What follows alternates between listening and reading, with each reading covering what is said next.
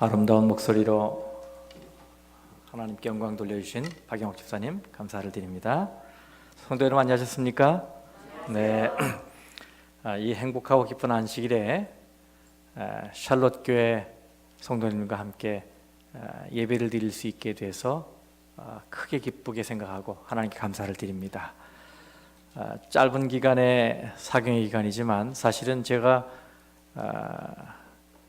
은혜를 주었다기보다는 제가 말씀을 준비하면서 은혜를 많이 받았고, 또 비가 오는 궂은 날씨에도 성전으로 달려오시는 성도님들의 열성과 헌신을 보며 은혜를 많이 받았습니다. 저에게도 축복이 됐던 그런 기간이었다고 생각이 됩니다. 그리고 저녁에 맛있는 음식을 대접해 주신 우리 조장로님 가정, 연장로님 가정, 장집사님 가정에게 감사를 드리고요. 또 아침마다 맛있는 음식을 주신 사모님께도 깊이 감사를 드립니다. 이 샬롯 교회가 우리 박준영 목사님의 그 행복한 미소와 함께 크게 부흥하는 교회가 되기를 진심으로 기원합니다. 이번까지 저는 참 제자로 사는 길이라는 제목으로 여러분과 만나게 됐습니다. 오늘 그 마지막 시간인데요.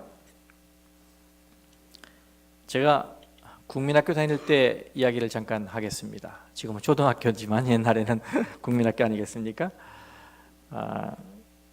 한 친구가 있었는데요. 저는 그 친구 집이 저희 집과 같은 방향이었어요. 그래서 학교가 마치면 그 집에 들러서 같이 숙제도 하고 또 어머니가 차려주신 간식을 먹고 재밌게 놀기도 했습니다. 그런데 그 친구가 어느 날 갑자기 옆반 여자애를 좋아하더니 좀 변했어요. 우리와의 약속은 뒷전이 되고 계속 그 여자애만 따라다니는 거예요. 저는 그 친구가 여자애를 좋아하리라고는 꿈에도 생각하지 못했어요. 그냥 평소에 얼마나 무뚝뚝한지, 또 여자들이 고무줄하고 있으면 괜히 방해하고 가고 이렇게. 그래서 전혀 여자하고는 상관없을 거라고 생각했는데 나 어떤 때 보니까 정신 나간 것 같았어요. 어느 날은 그 친구가 여자의 뒤를 이렇게 방과후에 뒤따라가는 걸 보고 저희들이 같이 또 따라가면서 그 당시에 얼레리 꼴레리 이렇게 놀렸던 것 같아요. 그 당시 저는 너무 그게 궁금했습니다. 여자애를 좋아하는 감정이 어떤 것인지 참 궁금했어요. 그러다가 세월이 흘러서 제가 대학 4학년이 됐습니다. 그런데 제가 난생 처음 한 여학생을 좋아하게 됐어요. 수업 시간에도 교수님의 말씀이 잘 귀에 들어오지 않았습니다. 자꾸 눈에 아른거렸어요. 저는 그렇게 하고 싶지 않았는데 저도 모르게 자꾸 그렇게 됐어요. 밤에도 생각이 나고 공부가 집중이 잘 안 되는 거예요. 그래서 어느 날 제가 용기를 내서 그 여학생을, 지금은 사라져버린 옛날 도서관이 있는데요, 그 도서관 옆 잔디로 불러냈습니다. 그리고 난생 처음 제가 여자에게 고백을 하고 사귀자고 프로포즈를 했어요. 그랬더니 그 여학생이 일주일 기다려달라고 저에게 얘기를 했습니다. 근데 그 7일이 7,000년 같았어요. 시간이 왜 이렇게 안 가는지. 그런 기다림 끝에 일주일 후에 그 여학생으로부터 예스라는 답이 왔을 때 얼마나 기뻤는지, 세상을 다 얻은 것 같았어요. 그러면서 알았죠. 사랑이라는 감정, 좋아한다는 감정이 이런 거구나. 그래서 그 여학생과 제가 결혼을 했습니다. 여러분, 사랑한다는 감정 아시죠? 이거는 경험해보지 않으면 말할 수 없는 감정입니다. 다들 사랑해 보셨기 때문에 어떤 감정인지 잘 아실 거라고 생각이 됩니다. 오늘은 참 제자로 사는 길 마지막 시간으로 이런 제목으로 여러분과 말씀을 나누려고 합니다. 우리 함께 제목을 읽어보실까요? 노란 글씨로 되어 있는 거 시작. 예수와 불같은 사랑을 나누라. 예수와 불같은 사랑을 나누라. 누가복음 9장 23절 말씀을 좀 보도록 하겠습니다. 이 말씀을 보면 예수님께서 원하시는 제자의 모습이 분명해집니다. 함께 읽어볼까요? 아무든지 시작. 아무든지 나를 따라오려거든 자기를 부인하고 날마다 제 십자가를 지고 나를 따를 것이니라. 오늘은 제가 이 말씀 중에서 따라오려거든 이라는 말에 집중해 보려고 합니다. 따라오려거든. 이 말은 연인 관계에서 주로 사용되는 말입니다. 연인이 사랑하는 마음을 감출 수 없어서 따라가는 것처럼 그렇게 예수님을 열정적으로 따라오라. 그렇게 말씀하시는 거예요. 애인을 따라가는 사람처럼 넋이 나간 사람처럼 그렇게 따라오는 사람이 제자다. 이런 말씀을 하고 싶으셨던 것입니다. 흔히 사랑에 빠지면 바보가 된다고 말하지요. 이상하게 사람들은 사랑에 빠지기만 하면 비이성적으로 변하고 비논리적으로 변합니다. 자기가 이해할 수 없는 감정에 빠져들어요. 그런데 사랑에 빠질 때 사람이 이상해지는 이유가 과학적으로 밝혀졌어요. 2012년 11월 10일자 영국의 일간지인 데일리 메일 인터넷판을 보니까 이런 제목의 기사가 실렸습니다. 사랑에 빠졌을 때 당신의 뇌에는 어떤 일이 일어나는가? 신경학자들이 MRI 스캔 기술을 이용해서 사랑에 빠진 자 뇌를 찍었습니다. 계속되는 실험을 통해서 찍었더니 왜 사랑에 빠지면 사람이 그렇게 바보처럼 행동하고 어처구니 없는 행동을 할까? 그게 밝혀진 거예요.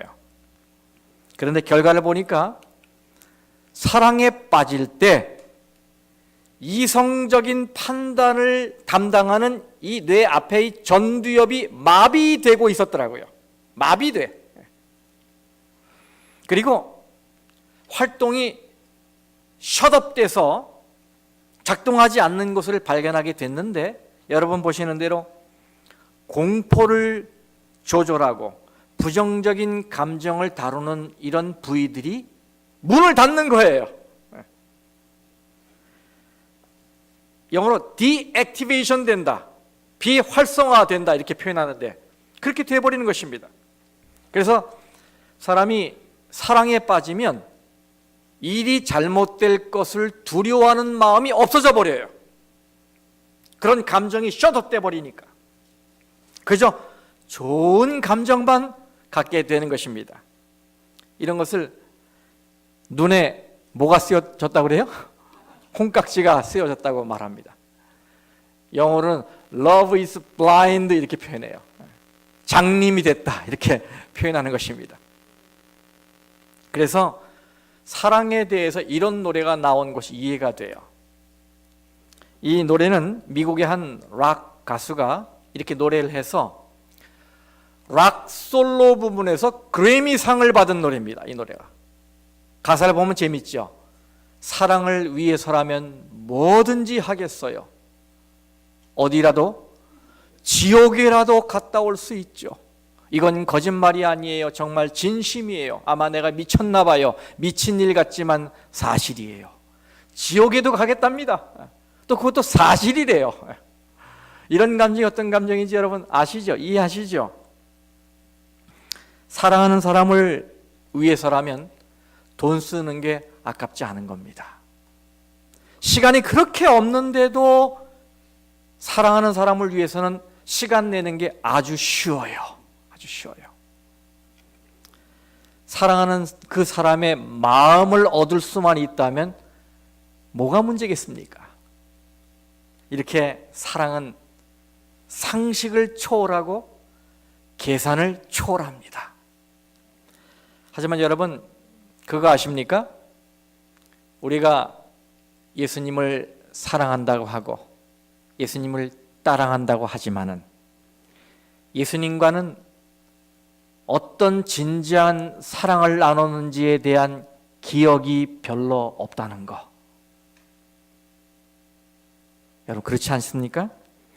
예수님을 믿은 이후에 예수님을 죽도록 사모하고 그분을 보고 싶어서 밤잠을 설치고 뒤척이고 그분을 위해서라면 뭐든지 하겠다고 결심한 기억이 별로 없다는 거. 성도 여러분, 저는 여러분에게 이 사경의 기간을 이용해서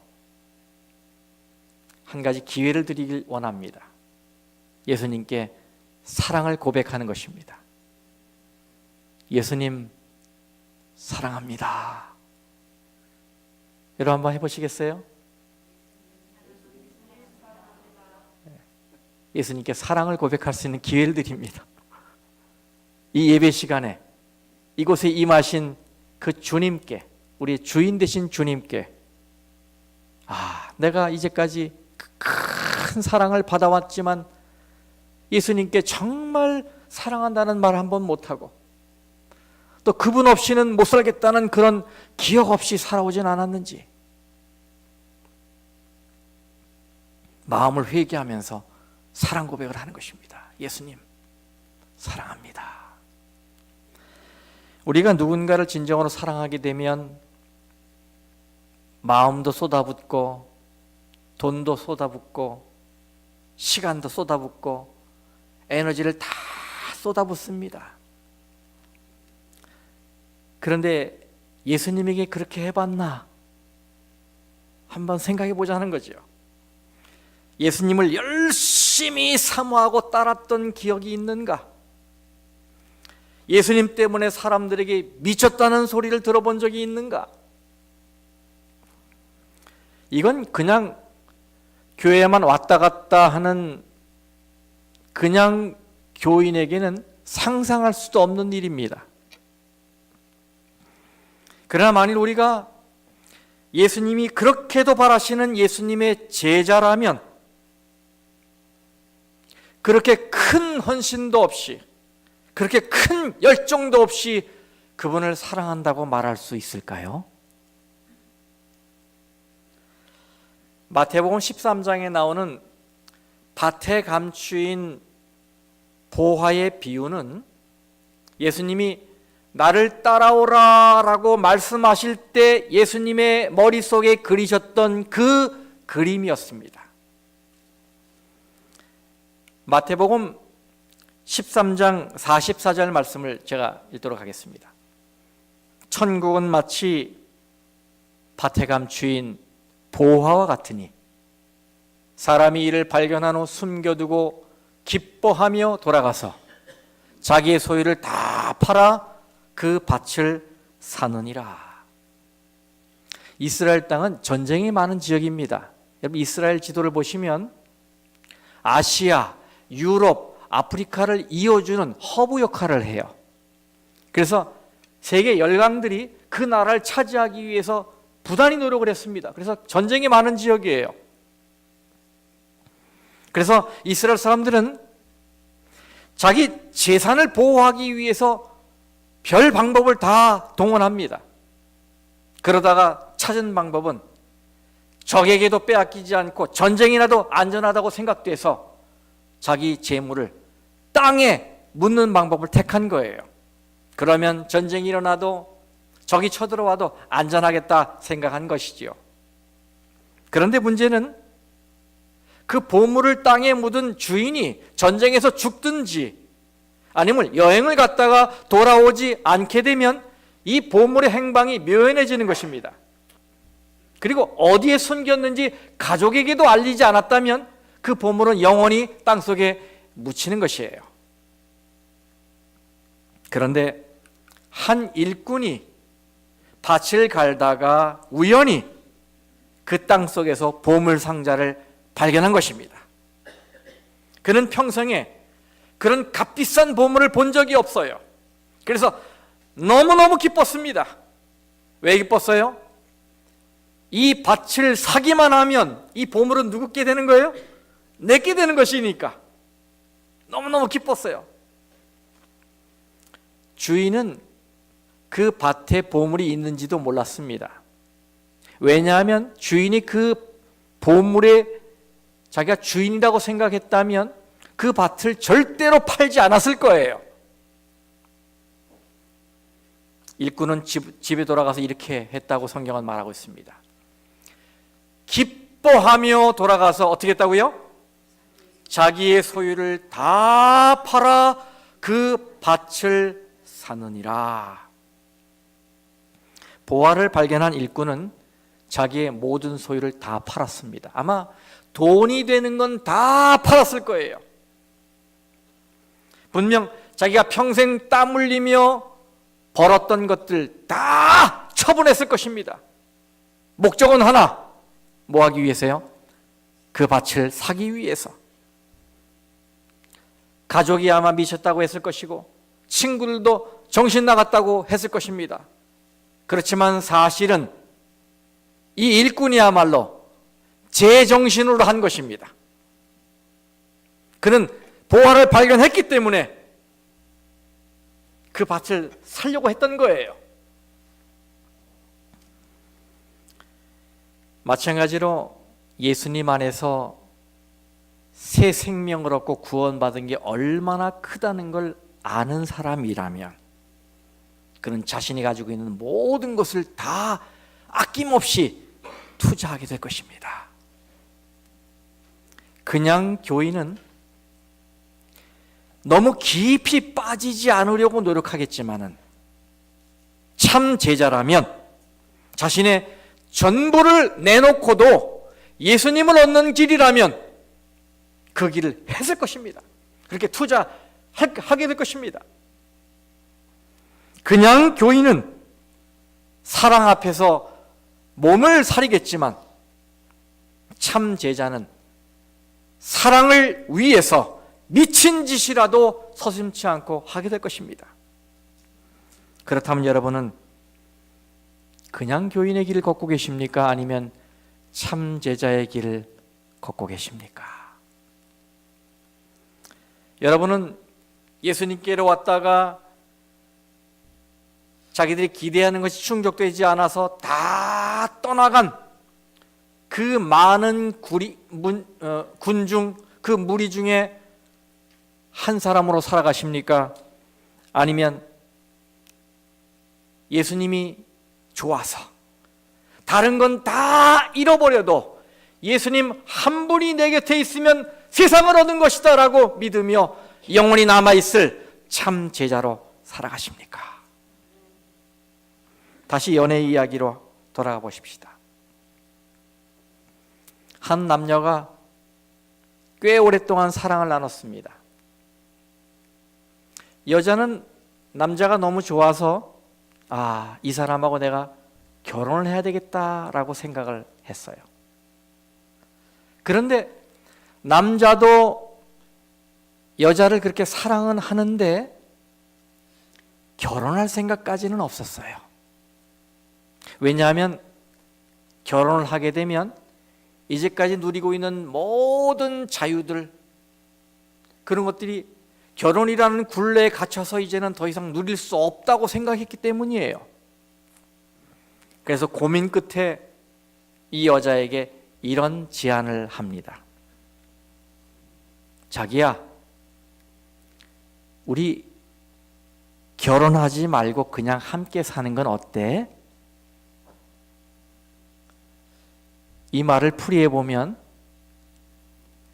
우리 서로를 구속하지는 말고 결혼이 주는 혜택만 누리며 살자, 이런 얘기예요. 이런 얘기에 그래 그럴까? 라고 덥석 그 남자의 손을 잡을 여자가 있겠습니까? 성도 여러분, 예수님의 참 제자로 살아가는 길을 나누는 이 시간에 오늘 내가 가지고 있는 예수님을 향한 신앙을 솔직하게 고백해 보십시다. 그리고 오늘 무엇을 하나님 앞에 회개해야 하는지 자신을 솔직하게 하나님 앞에 드러내 보십시다. 혹 우리가 이런 자세로 예수님을 믿고 있지는 않습니까? 주님, 일이 잘 풀리고 주님이 저에게 축복을 많이 주실 때는 제가 주님을 열심히 따르겠습니다. 그런데 제게 너무 많은 걸 요구하지는 마세요. 혹시 이런 마음으로 예수님을 따라가고 계시지 않습니까? 누가복음 9장으로 돌아가 보겠습니다. 예수님이 아무든지 나를 따라오려거든 이렇게 말씀하셨어요. 이거 명령입니까? 초청입니까? 네, 이거는 초청이에요. 명령이 아니에요. 따라오려거든 이에요. 사랑은 강제할 수 없는 거지요. 예수님의 제자가 되는 길에 우리의 선택을 주님이 인정하셨어요. 네 선택에 달려있다.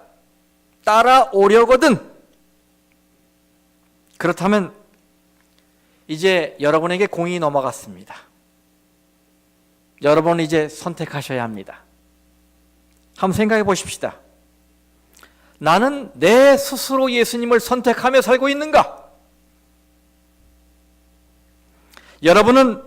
여러분이 기독교 집안에서 태어나서 신앙 가운데 자랐던 것 말고도 여러분 스스로 예수님을 선택하며 사십니까?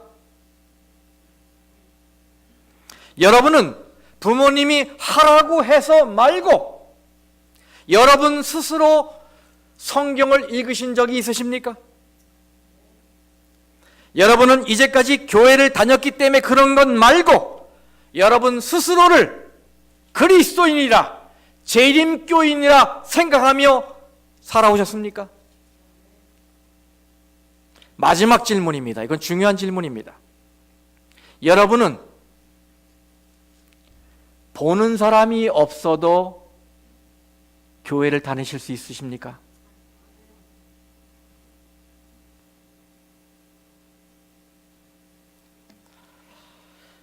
예수를 따를지는 여러분 선택에 달려 있습니다.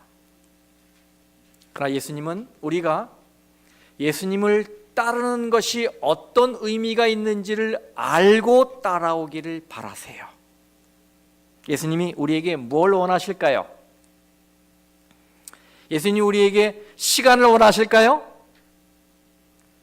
영원하신 하나님이 역사의 한 점, 시간의 한 찰나에 불과한 우리의 시간을 그렇게 원하실까요?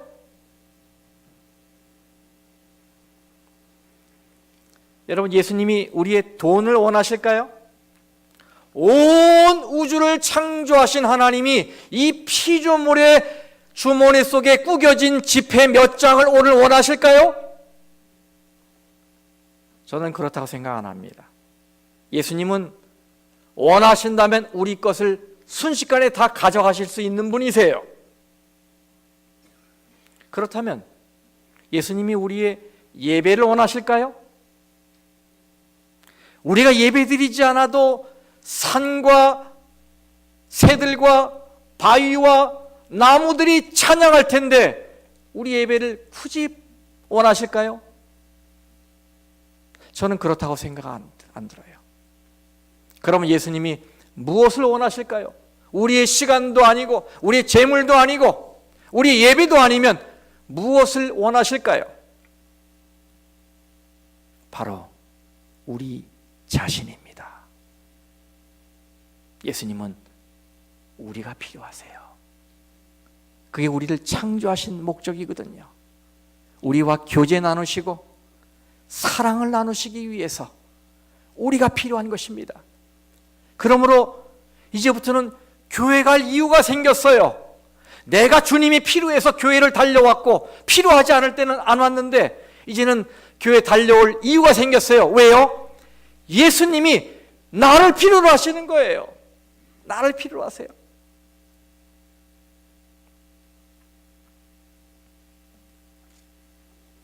우리와 불같은 사랑을 나누기 위해서 우리를 필요로 하시는 것입니다. 예레미야 2장 2절에 이런 말씀을 주셨어요. 내가 너를 위하여 네 청년의 때의 인애와 네 어느 때? 신혼 때의 사랑을 기억하노니. 신혼 때의 사랑을 기억하노니. 그 다음 말씀 요한계시록 2장 4절 5절 그러나 너를 책망할 것이 있나니 너의 처음 사랑을 버렸느니라. 그러므로 어디서 떨어졌는지를 생각하고 회개하여 뭘 가지라? 처음 행위를 가지라. 교회가 처음 사랑을 버렸다고 지적하셨습니다. 하나님을 향한 열정이 식었다는 말이에요. 네, 결혼 후에 시간이 지나면 감정이 조금씩 사그러듭니다. 끝까지 지켜야 되겠다고 하는 지조는 강해져도 열정은 식는 것입니다. 그런데 우리 하나님께서 네가 처음 사랑을 가져야 한다라고 지적하세요. 그래서 회개하라는 것이에요. 회개하라. 그렇습니다. 우리가 식은 열정의 불씨를 되살리려면 신혼 때 했던 처음 행위, 그 첫 행동을 다시 해야 돼요. 여기 부부들이 앉아 계신데요, 예수님의 처방에 따라 처음처럼 다정하게 사랑한다고 말해보세요. 처음처럼 예쁜 손글씨로 사랑의 편지를 써보세요. 예전처럼 꽃다발을 들고 집에 한번 들어가 보세요. 예전처럼 예쁘게 화장을 하고 남편을 맞이해 보세요. 예전처럼 근사한 곳에서 한번 외식을 해보세요. 예전처럼 팔짱을 끼고 꽃길을 걸으며 데이트를 한번 해보세요. 예전처럼 시간도 돈도 아깝지 않다고 말하며 서로를 위해 보세요.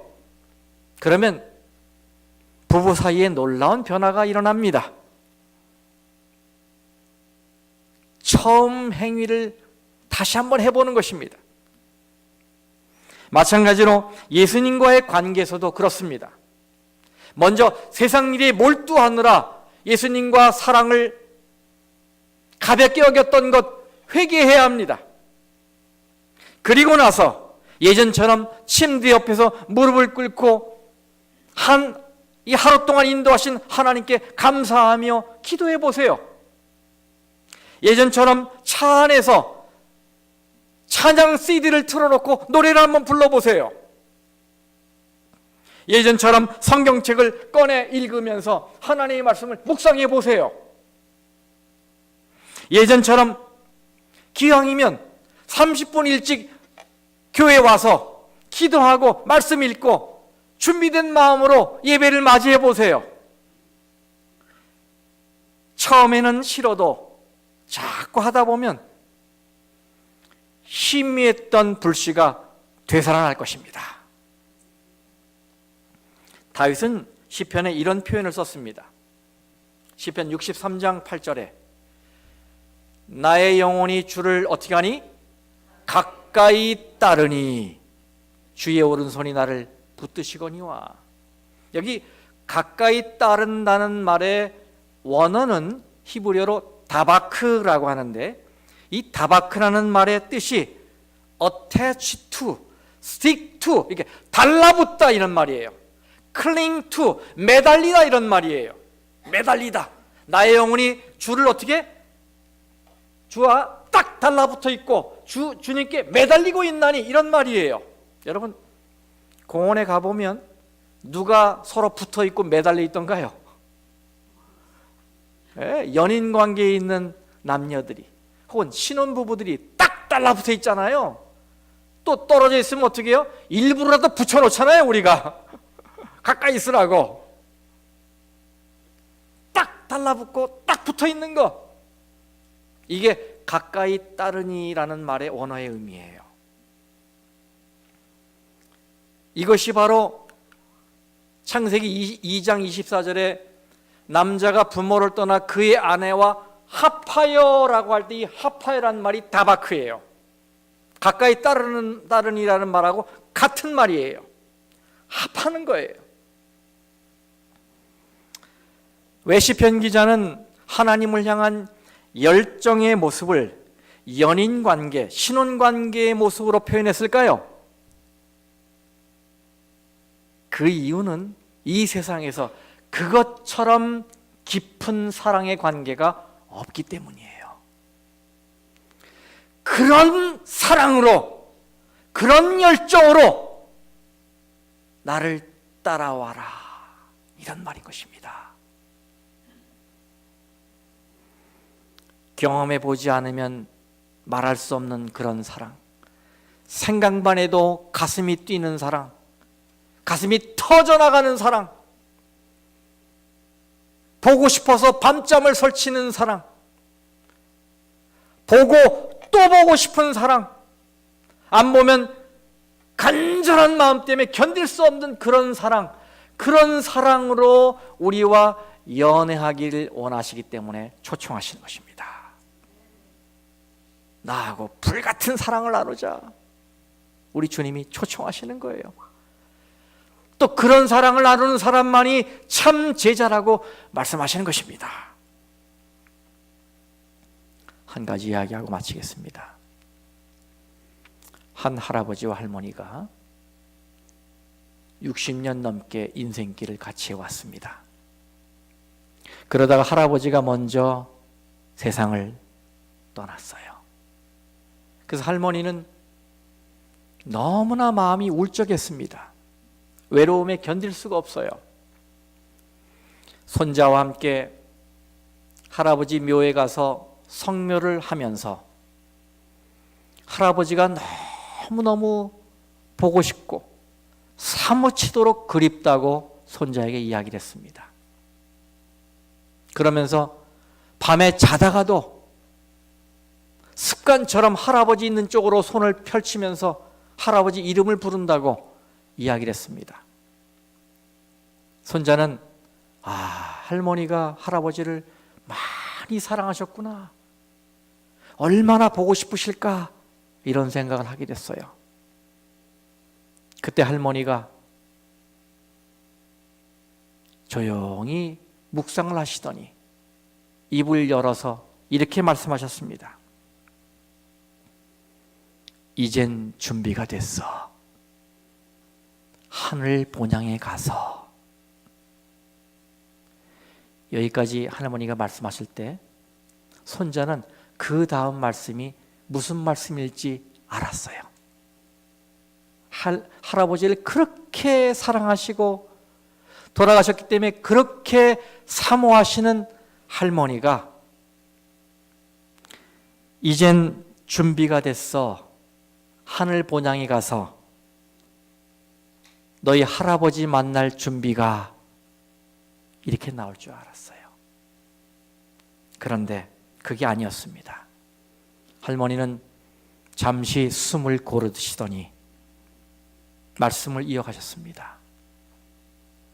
이젠 준비가 됐어. 하늘 본향에 가서 우리 주님 만날 준비가.